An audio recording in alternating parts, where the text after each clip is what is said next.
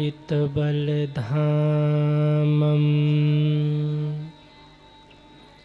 हेमशैलाभदेहं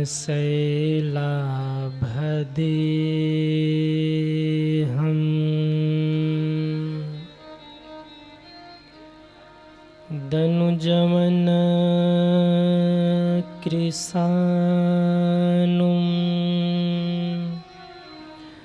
ज्ञानिनामग्रगण्यं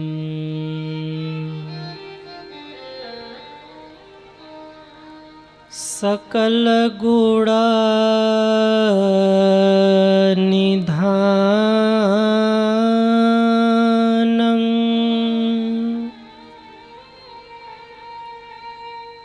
वानराणां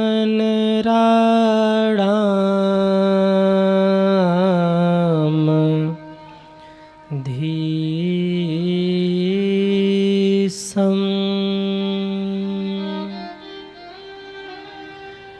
रघुपतिप्रियभक्तं वातजातं नमामि।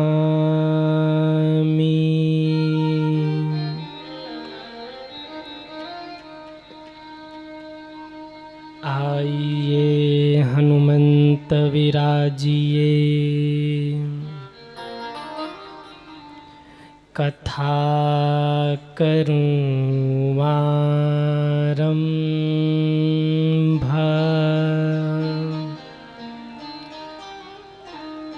प्रेम सहित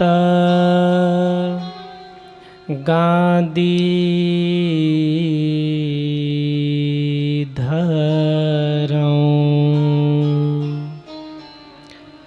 पधारिए वीर हनुमंत।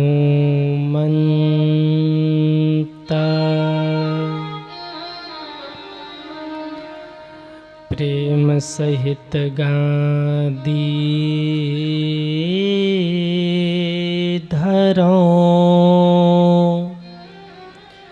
पधारिए वीर हनुमंत।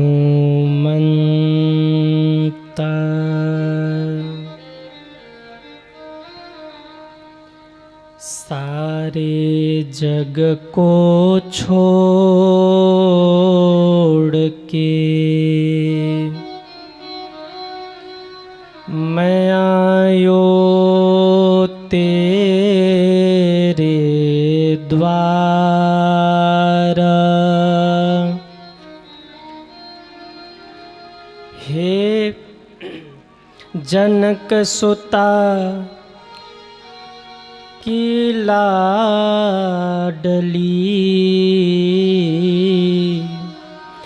जनक राज जु की लाडली, निक मेरी ओर निहार। अपने अपने घरान की सब काहूँ को पीरा, तुम्हें पीर सब घरन की। धन्य धन्य रघुबीर, तुम्हें पीर सब घरान की। धन्य धन्य रघुबीर।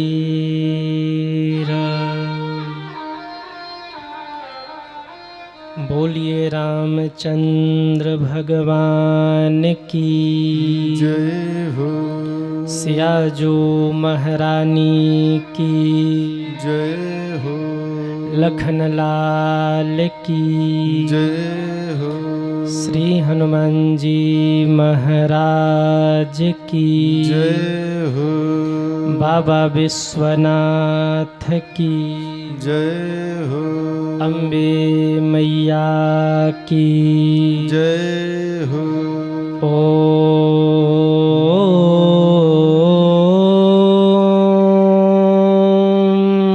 नमः पार्वती पतये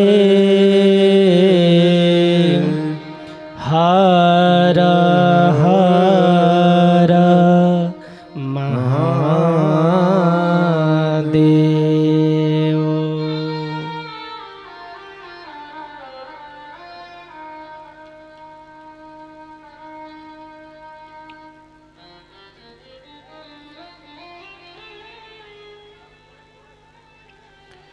परम मंगल में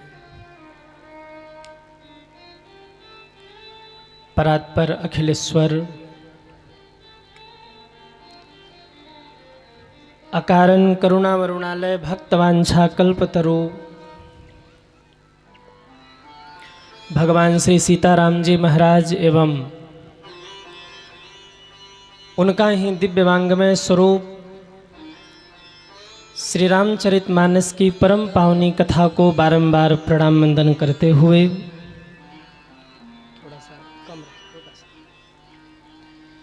विराजमान परम अनंत संत वीर बलवंत भक्त शिरोमणि कपिराज श्री हनुमान जी महाराज के पावन चरणों में बारंबार प्रणाम निवेदित करते हुए विराजमान पूज्य श्री सद्गुरुदेव जी महाराज के पावन चरणों में बारंबार प्रणाम निवेदित करते हुए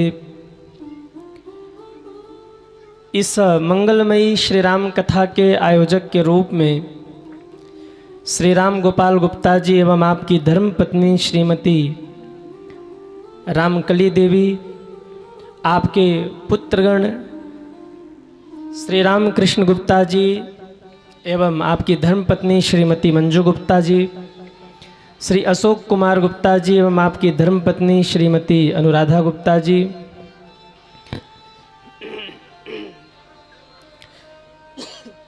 श्री बालकृष्ण गुप्ता जी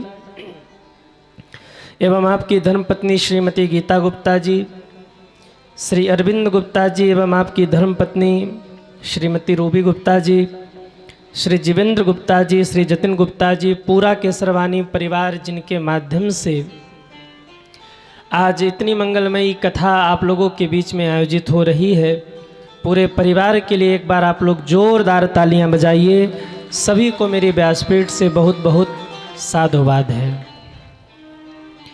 साथ ही में कथा प्रांगण में विराजमान भक्ति शक्ति स्वरूपा माताएं बहनें, समस्त श्रद्धालु भक्तगण, आप सभी के हृदय में विराजमान श्री सीताराम जी महाराज को सीय राम में सब जग जानी करहूँ प्रणाम जोरि जुग पानी के पावन भाव से बारंबार प्रणाम वंदन करते हुए यूट्यूब चैनल के माध्यम से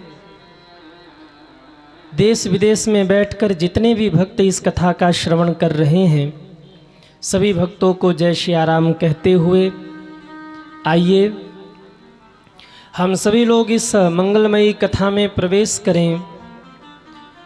कुछ कहें सुने गाएं उससे पूर्व हमारे साथ सभी लोग प्रेम और भाव से 2 बार भगवत नाम कीर्तन गाएंगे तालियां बजाते हुए।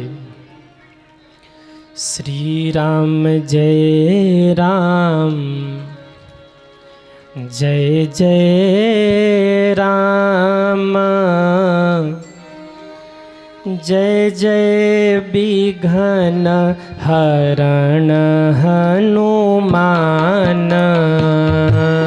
श्री राम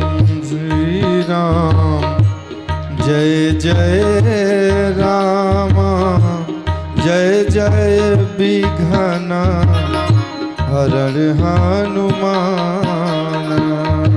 श्री राम जय राम जय जय राम जय जय विघ्न हरण हनुमान। श्री राम जय राम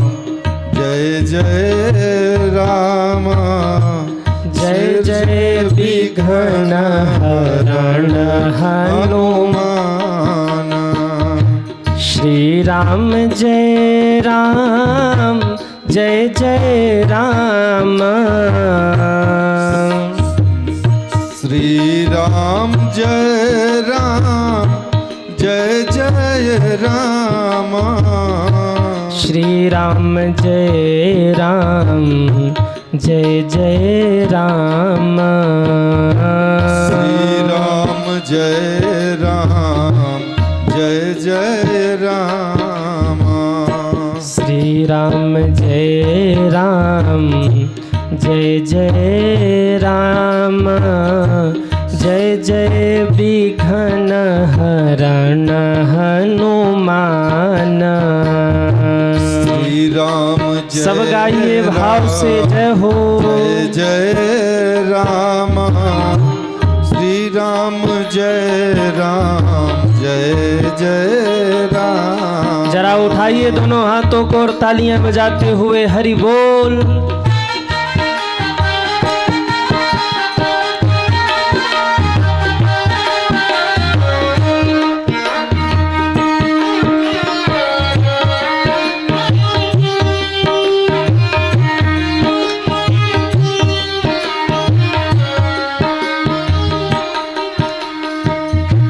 जय जय जय हनुमान गोसाई।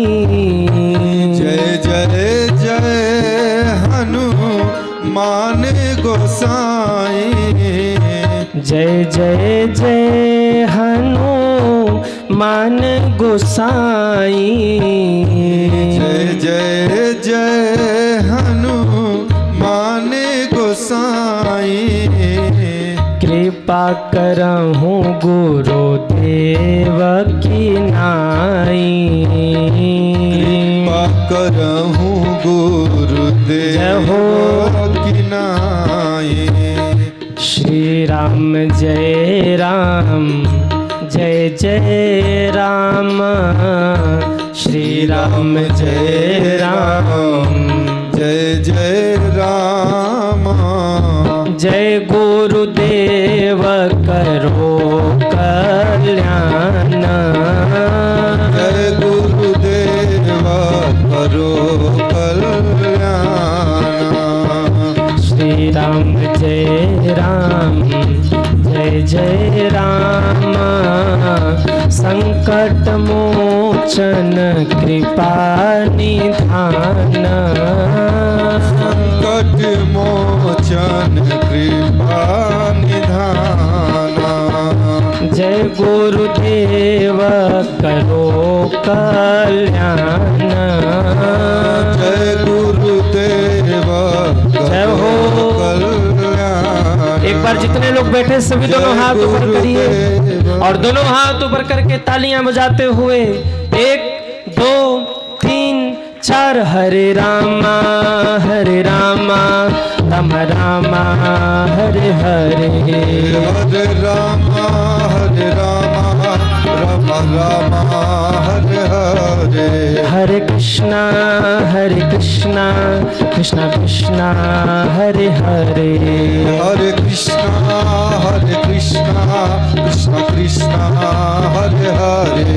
राम रामा हरे हरे। राम राम हरे हरे। कृष्ण कृष्ण हरे हरे। कृष्ण कृष्ण हरे हरे। बोलिए रामचंद्र भगवान की जय हो। नमः पार्वती पतये हर हर महादेव।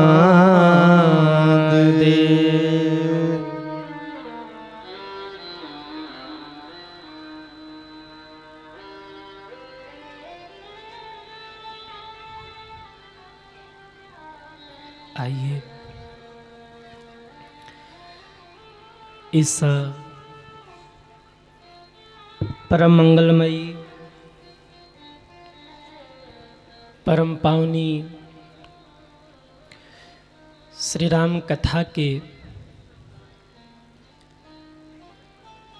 आज छठे दिवस की पावन बेला में हम सभी लोग प्रवेश करें। सातवां, वाह, ताली बजाओ अपने लिए। हमने छठा क्यों बोला? हम पकड़ रहे थे कि मामला क्या चल रहा है। हाँ, आप लोग पकड़ रहे हो, मतलब सावधान शशिकांत महाराज, सावधान। ये सीधी वाले लोग बहुत जानकार हैं। सप्तम दिवस की पावन बेला में हम सभी गोता लगाएं। और अच्छा, हिसाब किताब पक्का है आप लोगों का? हाँ, ये मानना पड़ेगा भाई। आज की मंगलमय यात्रा में हम सभी लोग गोता लगाएं। उससे पूर्व मैं निवेदन करूं, कल की कथा कहाँ पर विश्राम हुई थी? कहाँ पर? थोड़ा सा सुन लेने दीजिए। कहाँ विश्राम हुई थी? विवाह में विदाई हो गई। वाह, सबरे बराती वापस हो रहे, रास्ते में हैं। कल के उत्सव में हम सभी लोगों ने दर्शन किया। मंगलमय ढंग से मेरे सरकार का विवाह संपन्न हुआ। और कहते हैं एक एक विधि विधान के साथ में मेरे प्रभु का विवाह संपन्न हुआ। सज्जनों, जब विवाह संपन्न हो गया और बारात जब विदा होने को आई, जब दशरथ जी ने कहा महाराज बारात को विदा करिए, जनक जी हाथ जोड़ करके खड़े हो गए, महाराज एक दिन और रुक जाइए। एक दिन बीता तो फिर बोले एक दिन और रुक जाइए। आज तो हमारे यहाँ विदाई होती ही नहीं बेटी की, आप रुक जाओ ना। महाराज फिर रुक गए। तो बोले देखो आज हमारे यहाँ उस दिशा में जाना ठीक नहीं है, हमारे यहाँ पश्चिम दिशा में नहीं जाते, एक दिन और रुक जाओ। तो फिर अगले दिन हुआ, बोले आज हमारे यहाँ कुल देवी का पूजन है, एक दिन और रुक जाओ। तो देखो आज हमारे यहाँ ये उत्सव मनाया जाना है, इसका भी दर्शन कर जाओ। ऐसे ऐसे करते हुए जनक जी महाराज 6 महीने खींच ले गए, बारात को विदा ही नहीं किया। और आज भी आप उधर बिहार साइड में और नेपाल की तरफ आप जाएंगे तो ऐसी परंपरा है कहीं कहीं कि बारात तो विदा हो जाती है पर लोग दुल्हा को रोक लेते हैं। बोले पहुना अब आ ही गए हैं तो 2-4 दिन रुक के जाइए। आज भी परंपरा है उधर ऐसी, और बड़ा आनंद उत्सव के रूप में वो 4-5 दिन जो रहता है वो मनाया जाता है। जनक जी रोज कहते कल विदा करूँगा, कल विदा करूँगा। अच्छा, कल एक प्रसंग जल्दी जल्दी में हमने छोड़ दिया था। किसको छोड़ा? परशुराम जी को, क्योंकि सरकार यहाँ विराजमान थे और विवाह की जल्दी है रही थी। हमने कहा एक काम करो, पहले विवाह निपटाओ, लड़ाई झगड़ा ठीक नहीं है। वरना हुआ तो ये था कि जब मेरे राम जी ने धनुष को तोड़ दिया ना, तो सारे राजा ये बोल रहे थे कि भले ही राम ने धनुष तोड़ा हो पर हम सिया से राम का विवाह नहीं होने देंगे। किसी ने कहा अगर जनक जी बोले तो, कहा हम जनक जी से युद्ध करेंगे, राम लक्ष्मण को बंदी बनाओ, जनक जी से युद्ध करो। धनुष तोड़ने से भला विवाह कैसे हो जाएगा? सारे राजा बोले जा रहे, भगवान चुपचाप सुने जा रहे हैं। लक्ष्मण जी दांत किटकिटा रहे कि एक बार भैया हमको बोल देना, सिर पे ही तो पृथ्वी है, ऐसा धरती को डगमगाऊं कि सबरे लड़खड़ा के गिर जाएं। और उठा के पटकूं इन सबको, एक एक बार गोविंदाय नमो नमः हो जाए इन सब का। लक्ष्मण जी दांत किटकिटा रहे, पर राम जी मौन हैं। क्यों मौन है? कई बार हम लोग बेफजूल किसी से उलझ करके अपना नुकसान कर लेते हैं। पर मेरे भाई बहन, जीवन में हर समय युद्ध जरूरी नहीं है। कई ऐसे फालतू लोग हैं जो आपसे बेवजह लड़ना चाहेंगे, आपको आपके लक्ष्य से भटकाना चाहेंगे। उनका मकसद ही है आपको आपके लक्ष्य से भटका देना। तो आपको क्या करना है? ये जरूरी नहीं है कि हर समय लड़ाई ही झगड़ा ही हो, हर समय लड़ा झगड़ा ही जाए। कई बार कोई विवाद चाहे तो उस विवाद का उत्तर विवाद नहीं होता। कई बार विवादों को भी मुस्कुरा करके छोड़ देना चाहिए। कई बार कोई आपसे झगड़ा करना चाहे ना, मुस्कुरा करके आगे बढ़ जाइए, यही उसकी हार है।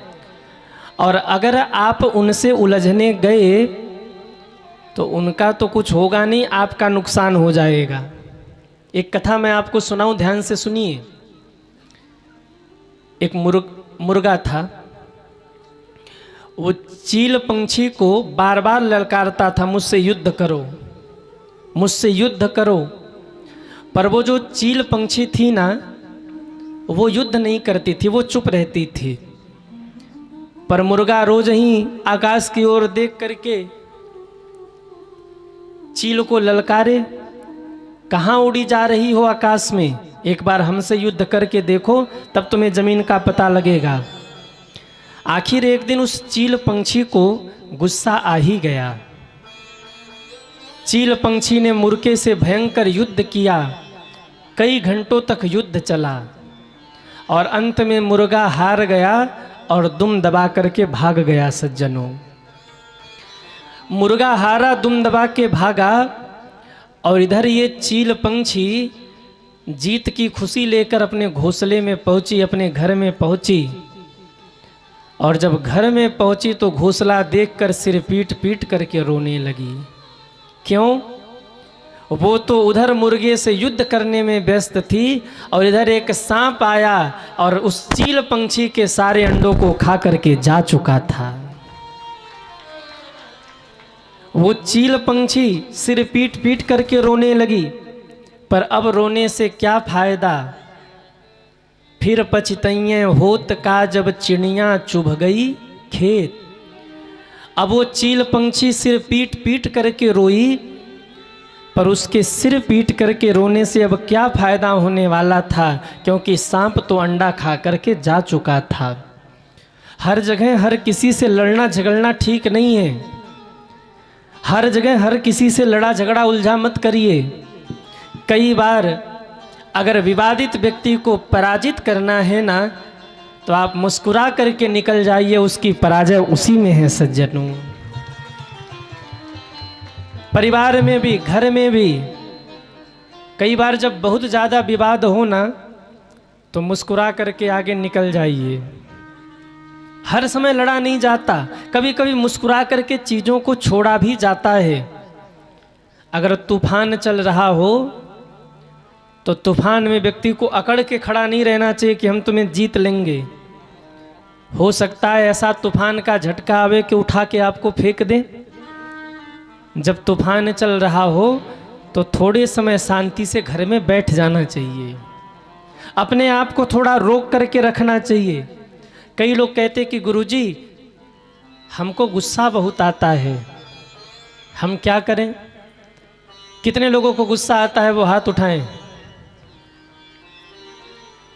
कितने लोगों को गुस्सा आता है? हाथ तो उठाओ। वाह, जिन्होंने हाथ नीचे किया उनको गुस्सा नहीं आता। बड़े धैर्यवान है भाई। हमको भी कुछ बताओ कि हमको भी गुस्सा ना आए। कभी कभी तो हमको भी आता है, मतलब फालतू नहीं आता। हमारी टीम वाले जब कभी कोई गलती कर देना तो यहाँ हम नहीं बोलते, हम कहते चलो रूम में बताएंगे तुम्हें। अच्छा, ऐसा नहीं कि वहाँ जाके पीटते हैं, ऐसा भी नहीं करते, प्रेम से बिठाते हैं। एक हमने डायरी बनाया, उसमें सारी गलती लिखते हैं, किसने क्या क्या मिस्टेक किया है, और सबको बिठा के बुलाते और सबकी गलती सुनाते, देखो तुमने यहाँ गलत किया, तुमने यहाँ गलत किया। कई बार तो लोग होते बुरा भी मान जाते, लेकिन हम कहते बेटा छोड़ेंगे नहीं, जब तक सुधरोगे नहीं तब तक छोड़ने वाले नहीं है। तो गुस्सा आता है आप लोगों को? कभी कभी गुस्सा भी अच्छा होता है। अगर बेटा बार बार गलती कर रहा हो तो कई बार माँ बाप का थोड़ा सा क्रोध बच्चों के जीवन को बनाता भी है। गुरु की थोड़ी सी डांट शिष्य के जीवन को सुधारती भी है। अब इसका ये मतलब नहीं है कि गुस्से में बच्चे को एक थप्पड़ मारा बेचारा बेहोश हो गया, ऐसा भी नहीं करना। कई माँ बाप बड़े खुरापाती होते हैं, पति पत्नी झगड़ा करें और बीच में अगर बच्चा कुछ बोल दे तो उठा के उसी को पट के धम। अब बच्चा रो रहा, हमने क्या गलती की? तो गुस्सा से बचने का तरीका क्या है? क्रोध तो हर व्यक्ति को आता है और क्रोध जीवन में होना भी चाहिए। अगर बहुत ज़्यादा ही व्यक्ति शांत रहने लगेगा तो भी दुनिया उसको जीने नहीं देगी। राम जी भी क्रोधित हुए, राम जी को भी क्रोध आया। 3 दिन तक मेरे राम जी ने मनाया समुद्र को, पर 3 दिन बीतने के बाद भी जब समुद्र नहीं माना तो विनय न मानत जड़ जड़, विनय न मानत जल जड़, गए 3 दिन बीती, बोले राम सकोप तब, भय बिनु होई न प्रीति। राम जी ने भी कहा काटई पई कदली फरही। केले के पेड़ को एक बार फल जाने के बाद आप लाख सींचते रहिए, वो फली देने वाला नहीं है। ऐसे ही दुष्ट व्यक्ति के सामने, सठ व्यक्ति के सामने आप हाथ जोड़ करके ही खड़े रहिए तो उससे उसकी सठता जाने वाली नहीं है। राम जी ने भी क्रोध किया। क्रोध जीवन में जरूरी है, पर क्रोध बस इतना होना चाहिए जितने में आप अपने मन पर, क्रोध पर नियंत्रण कर सके, नियंत्रण से बाहर नहीं होना चाहिए। आप कार चलाते हैं ना, तो कार में एक ग्रीन सिग्नल होता है, एक रेड सिग्नल होता है।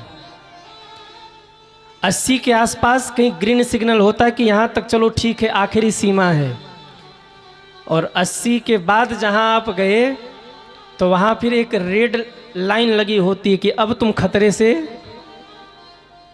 में हो, अब तुम जरा बच के चलना।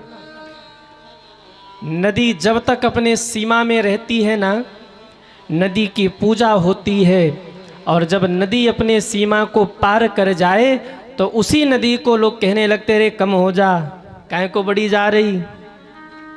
उसी नदी की पूजा बंद कर देते हैं लोग, घाट छोड़ के भाग जाते हैं। क्रोध जब तक आपका नियंत्रण में रहेगा तब तक आपका क्रोध विकास की ओर ले जाएगा, और जब क्रोध अनियंत्रित हो जाएगा तो वही क्रोध आपको विनाश की ओर ले जाएगा। जीवन में थोड़ा सा क्रोध किस लिए? माता पिता क्रोध करते हैं बच्चों को समझाने के लिए। कभी कभी गुरु भी क्रोध करते हैं शिष्य को समझाने के लिए, पर इसका मतलब ये नहीं कि वो उसका विनाश ही कर देते हैं, नहीं, उनका क्रोध एक लिमिट में होता है। कईयों की ये भी समस्या होती है कि गुरुजी घर में हम ही सबसे बुरे हैं। क्यों?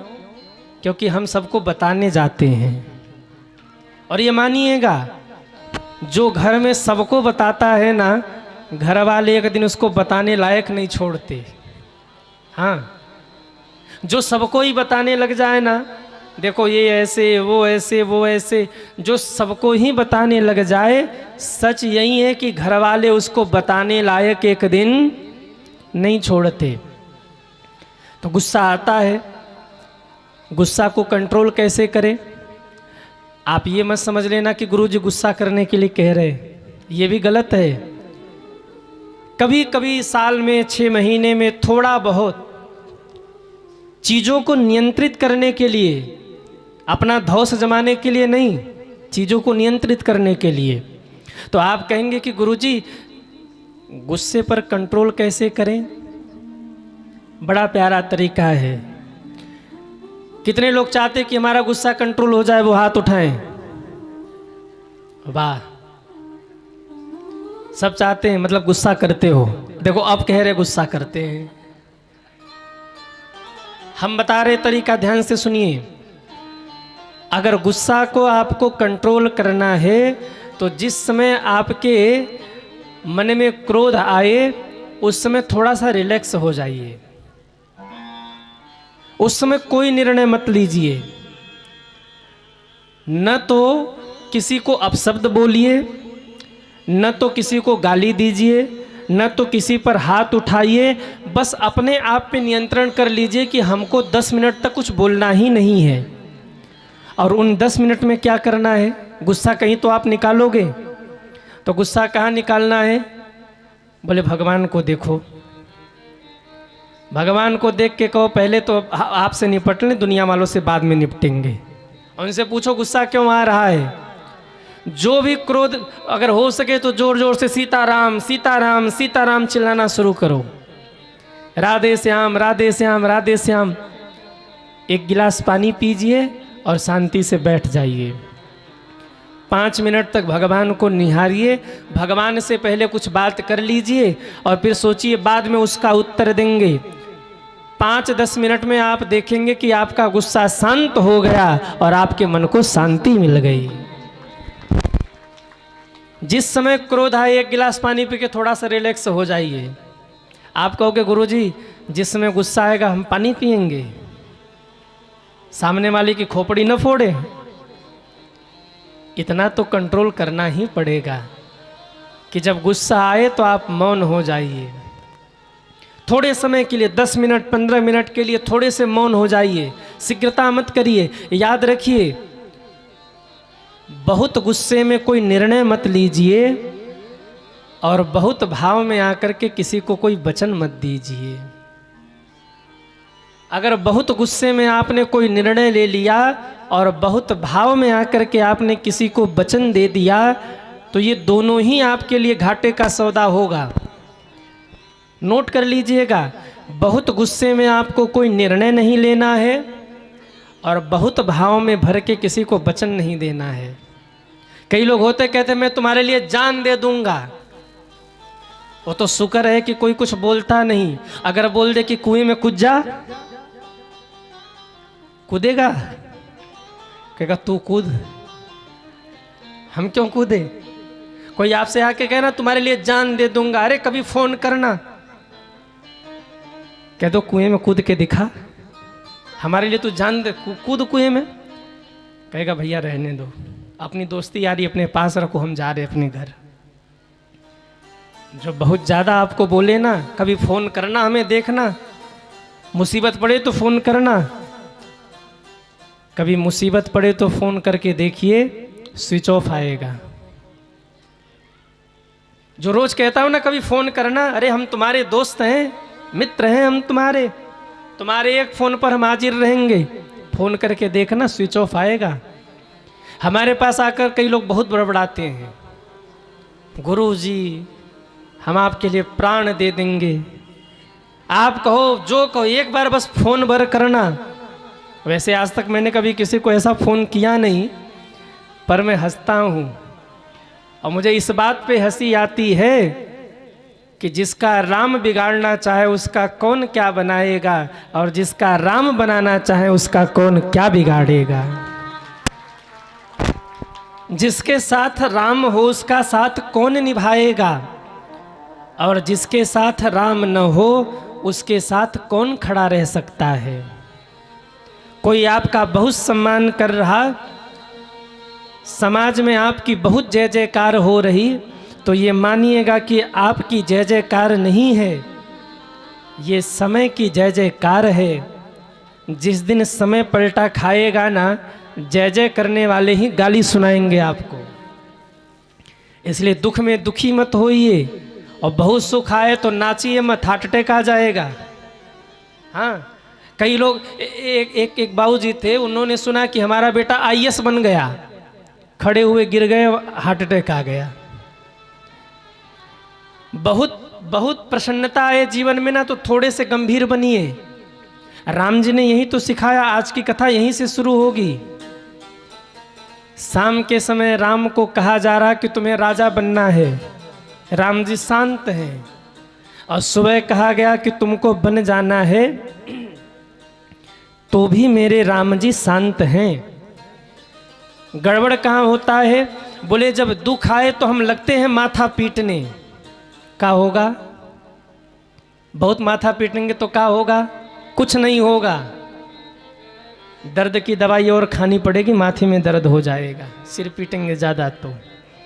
दुख आए तो घबराइए मत, गंभीरता से सोचिए कि इस दुख का निदान क्या है। ये जो दुख आया है, इस दुख को हम सुख में कैसे बदल सकते हैं। ये मत भूलिए कि सुख था तो रुका नहीं, तो दुख है तो कैसे रुकेगा। सदैव याद रखिए, अरे जब सुख नहीं रुका तो दुख कहाँ से रुकने वाला है। दुख में दुखी होकर के माथा मत पीटिए, गंभीरता से सोचिए कि अब मुझे करना क्या है। और सुख में ज़्यादा उछलिए मत। बहुत सुख आ जाए तो थोड़े से गंभीर होकर सोचिए कि ये सुख आया क्यों है, और कहीं ऐसा तो नहीं कि इसी सुख के पीछे दुख भी मेरी प्रतीक्षा कर रहा हो। उसी सुख में दुख न आए, इसकी प्लानिंग कर लीजिए।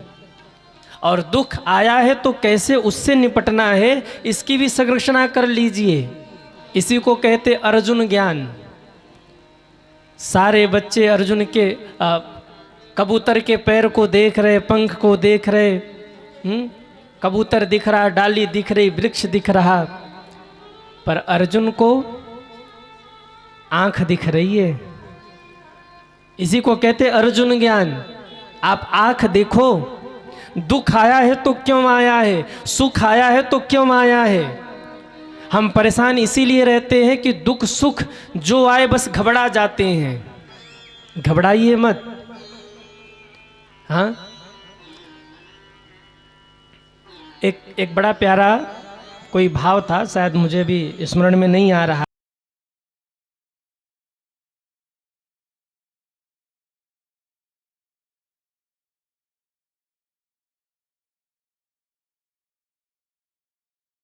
सभी नर जानते, पर हर हाल में परमानंद में रहना कोई हमसे सीख ले। मरने के बाद मुक्ति हर लोग बताते हैं, जीते जी मुक्त रहना कोई हमसे सीख ले। हमसे मतलब संत कह रहे, कोई हमसे सीखे। जो भी परिस्थिति आ रही है, विचार करिए परिस्थिति क्यों आई। बहुत सुख आया है तो आपने कोई सत्कर्म किया होगा, और बहुत दुख आया है तो हो सकता है कोई अपराध बना हो। ऐसी प्लानिंग कर लीजिए कि आगे वो दुख पुनः दोबारा न आने पाए, इसकी प्लानिंग कर लीजिए आप। और वैसे एक बात मानिए, सुखी रहना है। अरे हाँ या ना? आप लोग ऊब तो नहीं रहे कि गुरुजी कथा वथा सुनाओ, का ज्ञान वान बांट रहे, इससे ज़्यादा ज्ञान हम ही को है, कहीं को आप इतना ज्ञान दे रहे। पर मुझे लग रहा है कि कुछ मैं बोल दूं। आज्ञा है प्रभु? अरे हाँ या ना? कितने लोग सुखी रहना चाहते हैं, वो हाथ उठाइए। सब सुखी रहना चाहते हैं? अच्छा, आप लोग बड़े बड़े चतुर चालाक हो। सुखी रहे तो हम रहे, और दुखी रहे तो पड़ोसी। नहीं, वाह। सुखी रहना चाहते हैं जीवन में, तो सुखी रहने का सूत्र है, प्रभु जो भी आपके लिए कर रहे हैं उसको स्वीकार कर लीजिए। भगवान आपके लिए जो भी कर रहे हैं ना, उसको स्वीकार कर लीजिए। क्योंकि भगवान के आगे न तो किसी का चला है, न तो किसी का चलेगा। इसलिए भगवान आपके लिए जो भी कर रहे हैं वो प्रभु की आज्ञा मानकर स्वीकार कर लीजिए। एक बार एक राजा और मंत्री दोनों में बड़ी घनिष्ठता थी। मंत्री की आदत थी कुछ भी हो ना तो मंत्री एक ही बात कहता था, बहुत अच्छा हुआ, बहुत अच्छा हुआ, बहुत बढ़िया हुआ। एक दिन राजा तलवार उठा रहे थे, तलवार गिरा और राजा की उंगली कट गई। उंगली जैसे ही राजा की उंगली कटी, बगल में खड़े थे मंत्री, आदत थी बोलने की, बहुत अच्छा हुआ। अब आप समझ गए होंगे मंत्री ने क्या बोला होगा। जैसे ही तलवार गिरी, मंत्री का पैर अंगूठा, वो एक उंगली कटी, मंत्री ने कहा बहुत अच्छा हुआ। राजा को आया गुस्सा का, इसको जेल में डालो, हमारी उंगली कट गई और कहता है बहुत अच्छा हुआ, डालो इसको जेल में। जेल में डाल दिया गया। मंत्री जब जेल में जा रहे थे ना तो वो कहते जा रहे थे बहुत अच्छा हुआ, हम जेल में जा रहे, बहुत अच्छा हुआ। राजा कहता बड़ा बेकार आदमी है, जेल में भेज रहा हूं और कह रहा बड़ा अच्छा हुआ। 3-4 दिन बाद राजा स्वस्थ हुए, जंगल में आखेट खेलने निकले। एक डाकुओं का समूह रहता था जंगल में, और डाकू तामसिक पूजन करते थे। उनको बलि देने के लिए किसी व्यक्ति की आवश्यकता थी। जैसे ही बलि देने की आवश्यकता पड़ी, राजा को सब पकड़ ले गए, ले जाके स्नान कराया, भोजन कराया। और जब बलि देने के लिए आगे बढ़े तब ध्यान आया कि अरे इसका तो अंगूठा कटा है, नहीं बलि नहीं हो सकती क्योंकि अंगूठा कटा है, छोड़ो इसको। शरीर कोई अगर छिन्न भिन्न हो तो बलि नहीं होती, तामसिक पूजन ऐसा होता है, तो बोले इसकी बलि नहीं हो सकती, इसको छोड़ो। अब जैसे ही राजा को छोड़ा, राजा प्रसन्न हो गया। राजा को मंत्री की बात याद आई और राजा ने कहा जिस दिन मेरा अंगूठा कटा था उस दिन मेरे मंत्री ने कहा था बहुत अच्छा हुआ। अरे मैंने तो उसे जेल में डाल दिया, पर आज मुझे पता चला अगर अंगूठा न कटा होता तो आज मेरा सिर कट गया होता। दौड़े दौड़े आए, मंत्री को जेल से बाहर निकलवाया। मंत्री ने जैसे ही जेल के बाहर कदम रखा, जोर से चिल्ला के बोले बहुत अच्छा हुआ। राजा ने कहा मैंने तुझे जेल में डाल दिया और तू कह रहा बहुत अच्छा हुआ, क्यों? मंत्री ने कहा महाराज बहुत अच्छा हुआ जो जेल में डाल दिया। क्यों? बोले आप जाते तो आपके साथ हम भी जाते। आपके पैर का अंगूठा कटा था पर मेरे पैर का अंगूठा नहीं कटा था। चोर आपको तो छोड़ देते पर हमारी बलि चढ़ जाती, इसलिए महाराज बहुत अच्छा हुआ जो जेल में बंद कर दिया, नहीं तो अब तक हमारी बलि हो गई होती। तो जीवन में जो भी हो रहा है ना, सब प्रभु की ये कराए कर रहे हैं, इसलिए उनकी आज्ञा को स्वीकार कर लीजिए। हर हाल में खुश रहना, संतों से सीख जाए, हर हाल में खुश रहना। लक्ष्मण जी दांत किरकिरा रहे, मार दो इन राजाओं को, लेकिन राम जी नहीं बोल रहे। उसी समय परशुराम जी आए। राम जी जानते थे ये राम से मानने वाले नहीं हैं, इनको मनाने के लिए तो परशुराम जी आ रहे हैं, परशुराम जी से मानेंगे ये। जहाँ परशुराम जी आए सबकी बोलती बंद हो गई। परशुराम जी ने क्रोध में कहा अरे जनक, ये क्षत्रियों की सभा यहाँ कैसी लगी है? जनक जी ने कहा महाराज हमने प्रतिज्ञा किया था कि जो भी शिव धनुष पर प्रत्यंचा चढ़ाएगा उसी के साथ सीता जी का विवाह होगा। परशुराम जी बोले तो क्या धनुष टूट गया? जनक जी ने कहा महाराज टूट गया। किसने तोड़ा? अतिरिस बोले बचन कठोरा, कहु जड़ जना का धनुष कै तोड़ा।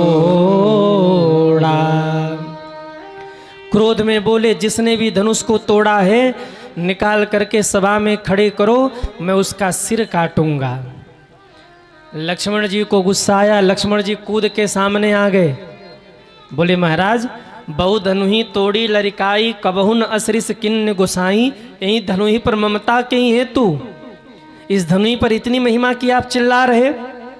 कथा आप जानते, मुझे उसमें नहीं जाना, केवल मुझे स्पर्श कर लेना है ताकि क्रम पूरा हो जाए। परशुराम जी ने फरसा उठाया मारने को, फरसा पीछे का पीछे रह गया।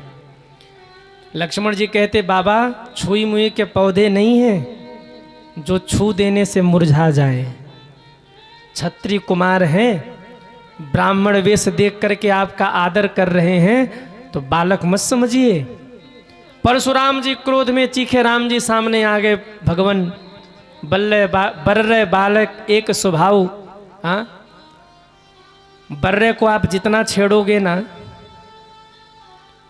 बर्रे मधुमक्खी आप देखे हो, मधुमक्खी छोटी वाली हो या कोई मधुमक्खी या पीली वाली लाल वाली कोई सी भी हो, आप छेड़ भर दो पूरी टीम झपट जाएगी आपके ऊपर। ऐसे ही बच्चे होते हैं, बच्चों को छेड़ भर दो। बच्चे ऐसे होते हैं ना कि अगर एक बार आपने उन्हें छेड़ दिया तो आपको छोड़ने वाले नहीं, आपके पीछे पड़ जाएंगे। बर्रे बालक एक स्वभाव, और आपको अपराधी चाहिए ना तो अपराधी मैं नाथ तुम्हारा, अपराधी मैं नाथ तुम्हारा, अपराधी मैं नाथ तुम्हारा, अपराधी मैं नाथ तुम्हारा। हे प्रभु जो कहना हो हमको कहिए। परशुराम जी ने कहा तुम तो बड़ी विनम्र भाषा में बोल रहे हो, बड़ी चर्चा हुई, भगवान के कंधे का पटका हवा का झोंका आया, उड़ गया, और जैसे ही कंधे का पटका उड़ा भगवान के हृदय पर वक्षस्थल पर भृगु बाबा के चरणों के चिन्ह बने दिख गए। भृगु बाबा ने लात मारी थी भगवान के छाती पर। क्षमा बड़न को चाहिए छोटन को उत्पात, और काह घट गयो विष्णु को जो भृगु ने मारी लात। भृगु बाबा के चरणों के चिन्ह दिखे, पहचान गए, अरे ये तो मेरे प्रभु हैं। कहा अगर आप वही हैं जो मैं समझ रहा हूं तो धनुष पर प्रत्यंचा चढ़ाइए। और जैसे ही धनुष मेरे प्रभु ने पकड़ा, देत चाप आप ही चढ़ गए हूँ, देत चाप आप चढ़ गए, परशुराम मन विस्मय भय हूँ, परशुराम मन विस्मय भय हूँ। स्वयं से चाप चढ़ गया। परशुराम जी चरणों में गिरे, बोले भगवान मेरे अभिमान को नष्ट कर दीजिए। भगवान ने उनके अभिमान को नष्ट किया, और जब अभिमान नष्ट हुआ तो बोलिए रामचंद्र भगवान की जय हो। कहते हुए परशुराम जी पुनः तप करने चले गए।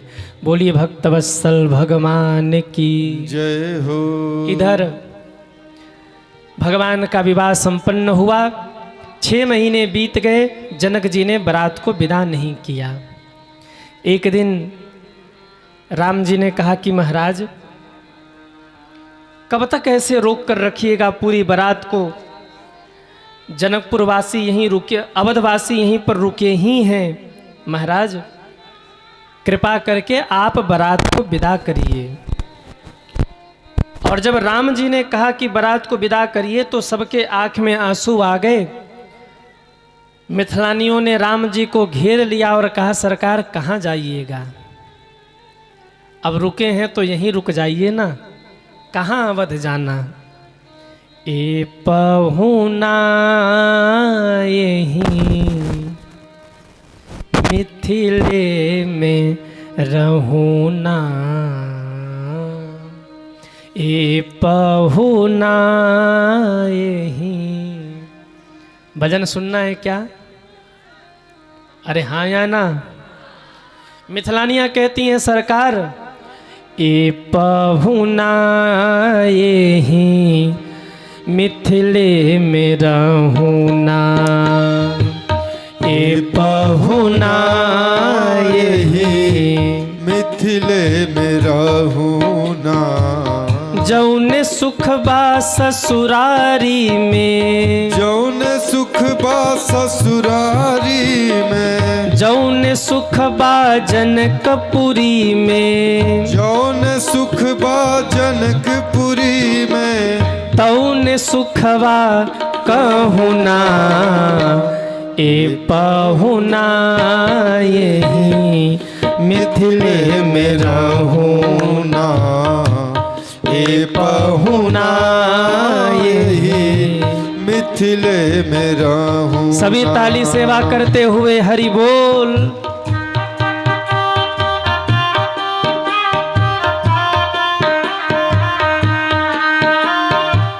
रोज सवेरे उपटन मल के इतर से नहवाई बहार रोज सवेरे उपटन लिपटे इतर से नहवाइब। भोजपुरी समझ में आ रहा है आप लोगों को? अरे हाँ या ना?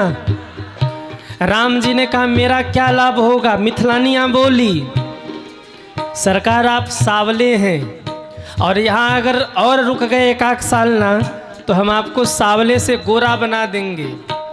कैसे?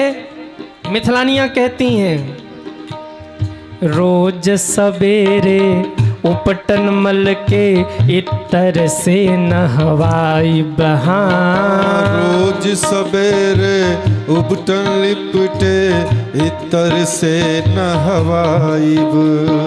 एक महीना के भीतर करिया से गोर बनाई बहार एक महीना के भीतर करिया से गोर बनाइब। झूठ कहत ना बानी तनिको झूठ कहत ना बानी तनिको मौका को देहुना ए पहुना यही मिथिले में रहूना ए पहुना यही मिथिले में रहूना। हरि बोल।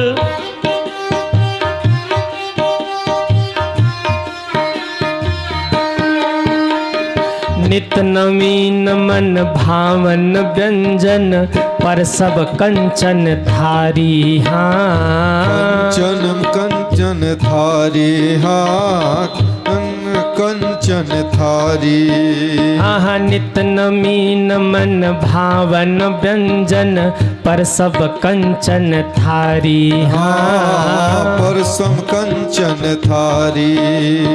स्वाद भूख बढ़ जाई सुन सारी सरहज के गारी हाँ सरहज गारी हाँ सारी सरहज गारी। बार बार हम करब निहोरा बार बार हम करब निहोरा मौका को देहुना ए पहुना यही मिथिले में रहूना ए पहुना यही मिथिले में रहूना।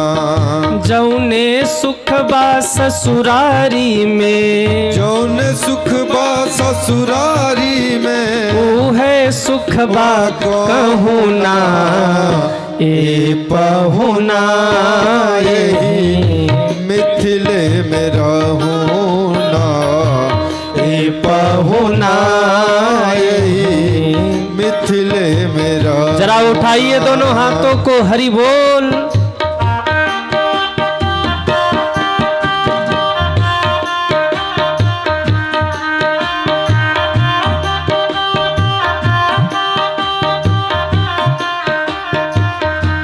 मिथिलानिया कहती हैं सरकार हमरो निहोरा रघुनंदन से, माने या ना माने। हाँ हमरो निहोरा रघुनंदन से, मानिया ना मानी। पर ससुरारी के नाते हमरा के आपन जानी। हाँ पर ससुरारी के नाते पर हमरा के जानी ना। या मिथिले में रह जइयो। हाँ या मिथिले में रह जइयो, या संग अपने रख ले होना। ए पहुना मिथिले में रहोना। ए पहुना मिथिले में रहोना। जौने सुखबा जनकपुरी में, जौने सुखबा जनकपुरी में, जौने सुखबा जनकपुरी में, जौने सुखवा जनकपुरी में, तौने सुखबा कहुना। ए पहुना यही मिथिले में रहोना। ए पहुना यही मिथिले में रहोना। ए पहुना यही मिथिले में रहोना। ए पहुना यही मिथिले में रहोना। ए पहुना यही मिथिले में रहोना। अरे गाओ भाई। ए पहुना यही मिथिले में रहोना। रोज सवेरे उपटन मल के, इतर से नहवाइब। एक महीने के भीतर करिया से गोर बनाइब। झूठ कहत न बानी तनिको। हाँ झूठ कहत न बानी तनिको, मौकाए को देहू ना।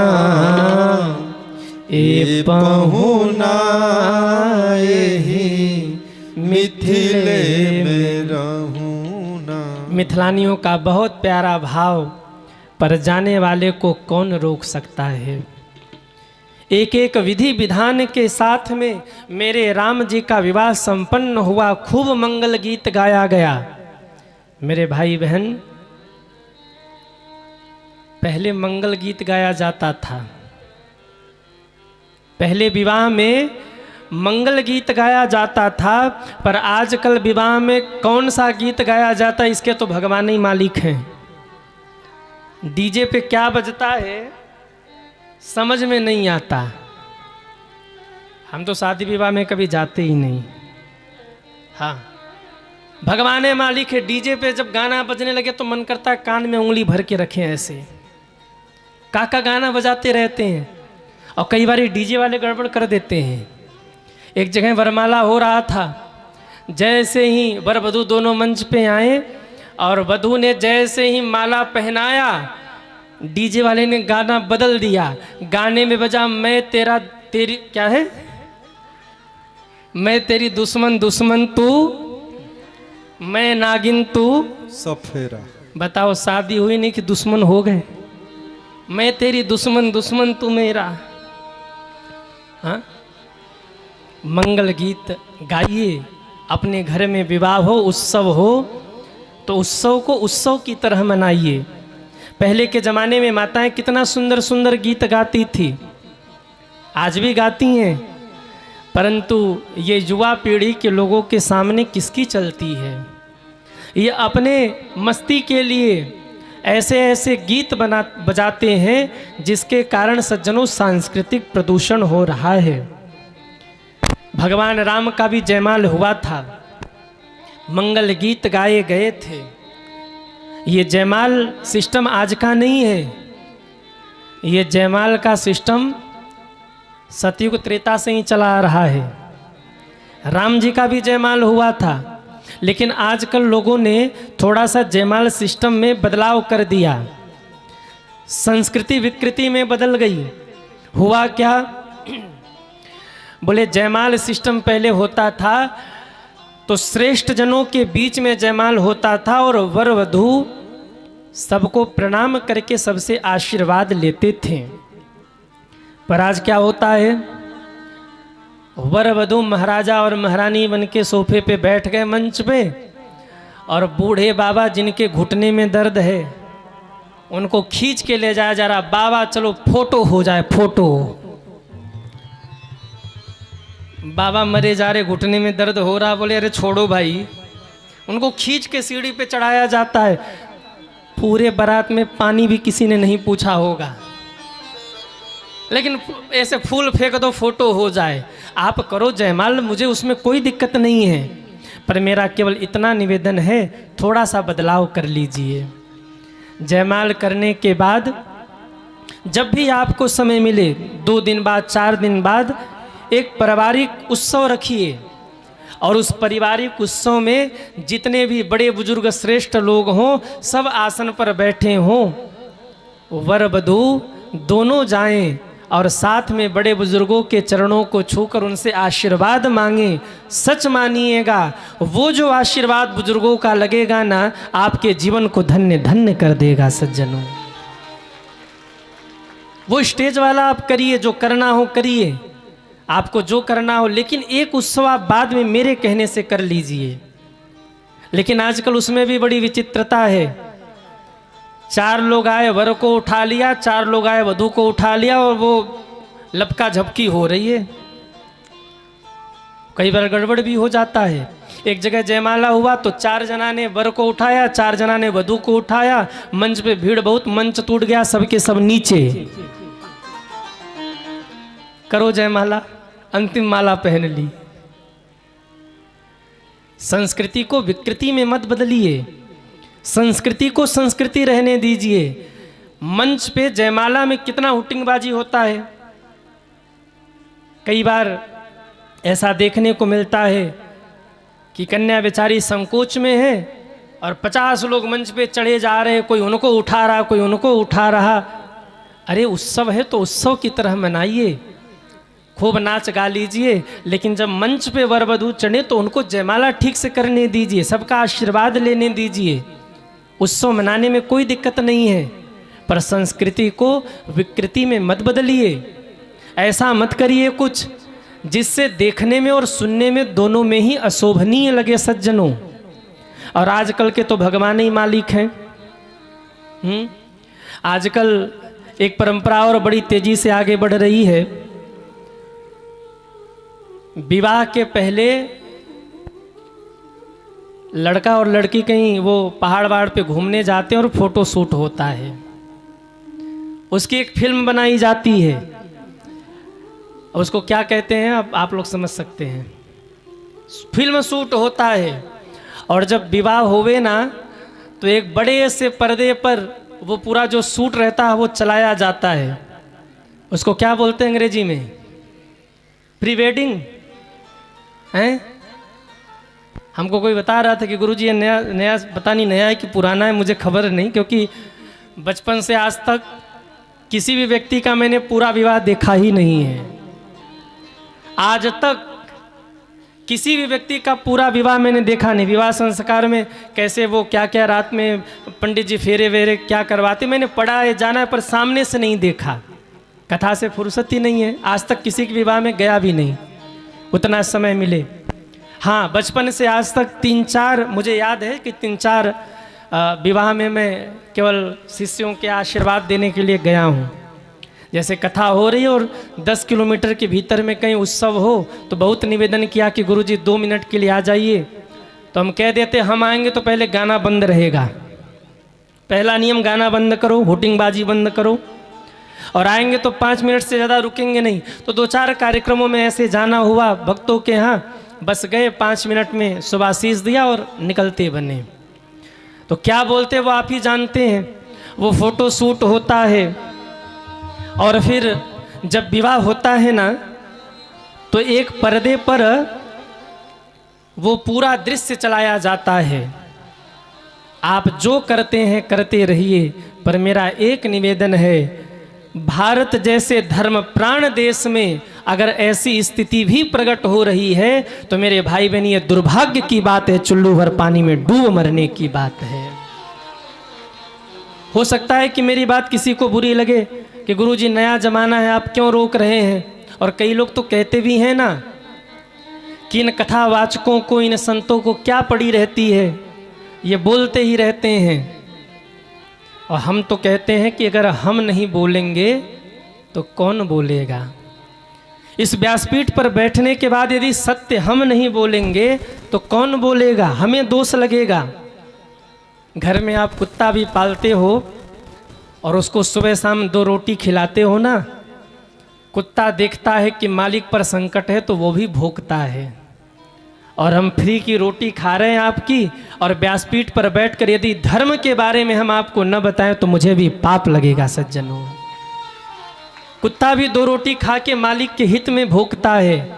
फिर आपने तो हमें गुरु माना है, आपने तो हमें ऊंचे आसन पर बिठाया है, आपने तो हमें महाराज जी कह के संबोधित किया है, तो मैं नहीं बोलूँगा, कथावाचक नहीं बोलेंगे, संत नहीं बोलेंगे धर्म की बात, तो कौन बोलेगा। याद रखिएगा, 7 ऐसे स्तंभ है जिनके ऊपर ये धरती टिकी हुई है। मैं नहीं कह रहा हूँ, ये शास्त्र के वचन है। गोभी विप्रश्य वैदिश्च सती भी सत्यवादि भी अलुब्धे दानशीलश्च सप्तभी धार्यते मही। मही का अर्थ होता है धरती। सप्तभी धार्यते मही, ये 7 लोग मिल करके धरती को धारण किए हुए हैं। कौन कौन लोग, ध्यान से सुनिए। पहली है गाय, दूसरे हैं ब्राह्मण, तीसरा वेद, और चौथे सती माताएं। सब इधर देखो, कथा इधर हो रही, कौन आया कौन गया ये तो लगा रहेगा। ध्यान से सुनो, ये बातें रोज नहीं मिलनी। 7 लोगों ने मिलकर सृष्टि को संभाला है, धरती को संभाला है। गाय, ब्राह्मण, वेद, सती माताएं, लोभ रहित पुरुष, दानशील पुरुष और सत्यवादी पुरुष। इन 7 लोगों ने मिलकर के धरती को संभाला है। अगर इसमें से एक भी धर्म के मार्ग से हटा, धरती डगमगा जाएगी।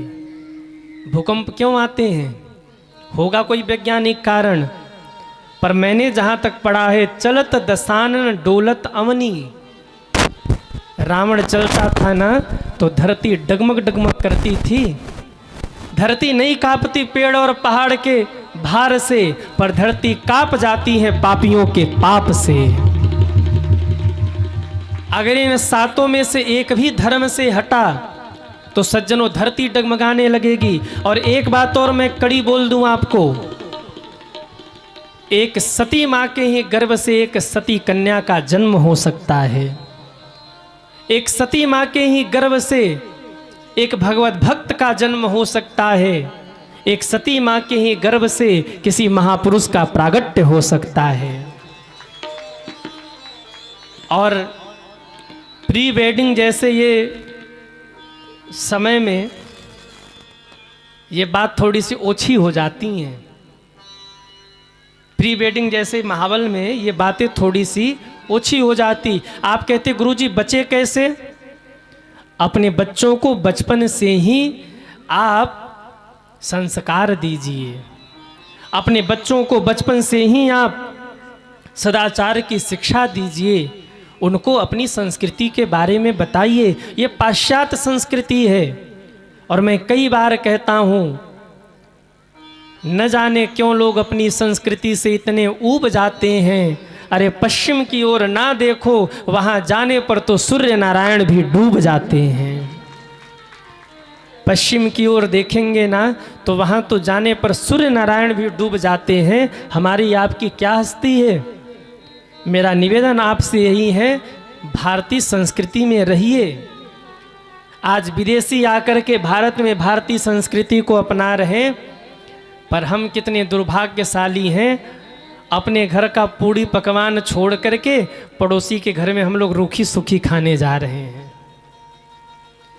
इससे बड़ी मूर्खता और क्या होगी। आपके घर में 56 भोग बना हो और आप पड़ोसी के घर में वो 3 दिन की बासी सूखी रूखी पूड़ी खाने जाएंगे, रोटी खाने जाएंगे। इससे बड़ी मूर्खता क्या होगी। हमारे सनातन धर्म में, हमारे वैदिक धर्म में उत्सव की कमी है क्या। विवाह में ही आप देख लो, अगर वैदिक रीति से हम विवाह करें तो इतने उत्सव हैं, इतने आनंद है कि किसी चीज़ की कमी ही नहीं है। फिर क्या ये फोटो शूट और क्या वो दुनियादारी झंझट। अरे राम जी की तरह विवाह करिए। क्या राम जी के विवाह में जयमाल नहीं हुआ था? क्या राम जी के विवाह में नाच गाने नृत्य आदि नहीं हुआ था? सब नाच रहे थे, सब गा रहे थे, सारे अवधवासी नाच रहे थे, सब मस्ती में थे, झूम रहे थे, आनंद ले रहे थे। क्या राम जी के विवाह में गाली गीत नहीं हुआ था? सब हुआ था। कोहबर नहीं हुआ था, क्या क्या वो उत्सव हो, सब हुआ था। आप उत्सवों को मनाइए, पर भारतीय संस्कृति में रहिए। अपनी संस्कृति को छोड़कर मत जाइए मेरे भाई बहन, क्योंकि अपनी संस्कृति को अगर आपने छोड़ दिया ना, तो आज से 20 साल के बाद सबको रोना पड़ेगा, सबको रोना पड़ेगा। आज बच्चे जन्म लेते ही खुरापाती मिजाज के हो जाते हैं, और जहाँ थोड़े सज्ञान हुए माँ बाप को ही गाली देते हैं। माँ बाप अगर संस्कारी होंगे तो बच्चे भी संस्कारी होंगे। इसलिए हमको आपको संस्कारी होना पड़ेगा। जब आप संस्कारी होंगे तो आपके बच्चे भी संस्कारी होंगे। पाश्चात्य की ओर मत भागिए, अपने सनातन धर्म में रहिए। अपने सनातन धर्म की शिक्षा अपने बच्चों को दीजिए। बस एक निवेदन मैं और कर दूं, आजकल विवाह शादी में एक और दुर्भाग्यपूर्ण दृश्य देखने को मिलता है। क्या राधा कृष्ण की झांकी बन गई और राधा कृष्ण घूम घूम के पूरे परिसर में नाच रहे हैं। मैं आपसे पूछना चाहूँगा, ये किसने आपको बता दिया कि विवाह शादी में भगवान को नचाओ? इससे बड़े दुर्भाग्य की और क्या बात होगी कि हमारे भगवान नाच रहे हैं और हम शांति से देख रहे हैं। ऐसा कौन सा पदाधिकारी है जो भगवान को नचा सके? और दुर्भाग्य तो आप देखिए, वो सूट बूट पहन के लोग आते हैं, उल्टे सीधे चीज़ खाते हैं, और उनके स्वागत के लिए कौन नाच रहा? कहा राधा और कृष्ण नाच रहे हैं। अरे दुर्गति हो जाएगी, नरक में जाओगे। दुर्गति हो जाएगी, भगवान को विवाह शादी में नचा रहे हैं। अगर मोर मुकुट लग गया, हाथ में बंसी आ गई और तिलक लग के भगवान का स्वरूप बन गया, तो वो कोई भी हो, वो भगवत स्वरूप है, वो पूजनीय है। सज्जनों, नचाइए मत उसे। कल यहाँ सरकार की झांकी बनी थी सीताराम जी की। हमारे सीताराम जी सरकार हैं, भले ही वो आयोजक परिवार की बच्चियां हैं, परंतु मैं तो उन्हें भगवान के रूप में देख रहा था कि हमारे प्रभु आए हैं। और मेरे मुख से पहला शब्द ये निकला, आइए सरकार आइए। क्यों? वो कोई भी हो, अगर वो भगवत स्वरूप में आ गए तो भगवान के ही रूप हो गए। ये अच्छी बात है कि विवाह में हम बैठे आराम से तमाशा देख रहे, भगवान नाच रहे, स्वागत में नाच रहे। ये बिल्कुल गलत है। विनाश काले विपरीत बुद्धि। अरे सौभाग्य तो इसमें होता कि भगवान बैठते और हम नाचते। आप बताइए, भगवान बैठे हो हम नाचेंगे कि हम बैठे हो भगवान नाचेंगे? कहिए। हम बैठे हो भगवान, हम नृत्य कर रहे हो, भगवान हमें बैठे देख रहे हो। सौभाग्य ये होना चाहिए, नहीं कि भगवान नाच रहे और वो टाई बेल्ट पहन के पैर पे पैर चढ़ा करके बने बैठे। अच्छा ये नाच रहे हैं, नाचने दो। दुर्भाग्य है, दुर्गति होगी, नरक में जाना पड़ेगा ऐसे लोगों को। आपके घर में शादी विवाह होना, शशिकांत महाराज की वाणी नोट कर लो। करना हो जो करना, पर बताना मेरा कार्य है, ऐसे कार्यों को बंद करा दीजिए। भगवान को मत नचाइए। इन सांसारियों सांसारियों की हिम्मत है जो भगवान को नचाएंगे? अरे भगवान नाचते हैं कब? जब मीराबाई नचा दे। भगवान नाचते हैं जब सूरदास बाबा नचा दें। भगवान नाचते हैं जब गोपियां नचा दें। सांसारिक व्यक्तियों में हिम्मत ही नहीं है। भगवान नाचते हैं कब? शेष महेश गणेश सुरेश रमेश ही जाहि निरंतर ध्यावे। ताई अहीर किछो हरिया छछियावर छाछ पे नाच नचावे। गोपियां नचाती हैं भगवान को। उतनी भक्ति हो तो नचा लो, और उतनी भक्ति नहीं है तो बेड़ा गर्क मत करो। भगवान को नचा करके नरकगामी मत बनो। इन चीज़ों का विरोध करिए। बोली भक्तवत्सल भगवान की जय हो। भगवान का विवाह संपन्न हुआ। लौट करके बारात